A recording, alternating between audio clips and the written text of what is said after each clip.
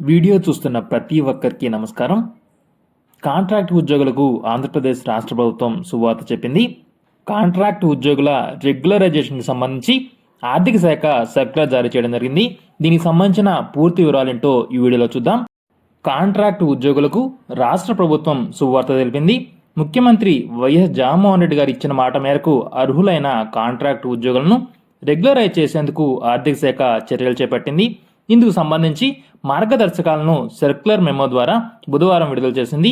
ఈ నెల 15 నుంచి కాంట్రాక్టు ఉద్యోగుల రెగ్యులరైజేషన్ కోసం రూపొందించిన ప్రత్యేక సాఫ్ట్వేర్లో అర్హులైన వారు దరఖాస్తు చేసుకోవాలని చెప్పేసి కోరింది. సంక్రాంతిలోపు అర్హత కలిగిన ఉద్యోగులందరినీ రెగ్యులరైజ్ చేసేలా చర్యలు తీసుకుంటామని ఆర్థిక శాఖ అధికారులు తెలిపారు.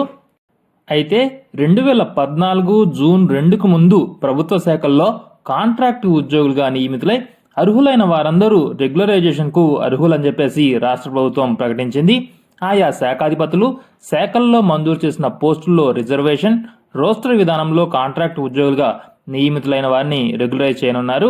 అర్హులైన ప్రతి కాంట్రాక్టు ఉద్యోగి ఒక్కో విధానంలో కాకుండా ఆర్థిక శాఖ రూపొందించిన సాఫ్ట్వేర్ ద్వారా దరఖాస్తు చేసుకునేలా ఆర్థిక శాఖ చర్యలు చేపట్టింది. దీంతో వీలైనంత త్వరగా రెగ్యులరైజేషన్ ప్రక్రియ అయితే జరగనుంది.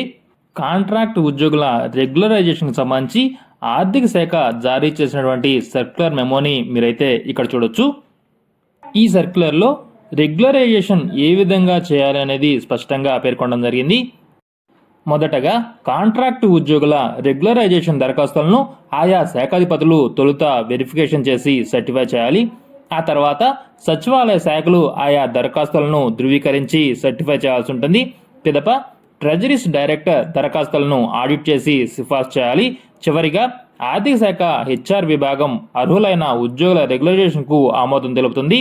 కాంట్రాక్ట్ ఉద్యోగుల పుట్టిన తేదీ, విద్యార్హతలు, కమ్యూనిటీ, మంజూరైన పోస్టులో నియమించారా లేదా అనే విషయాలను ఆయా శాఖాధిపతులు ధృవీకరణ చేయాల్సి ఉంటుంది.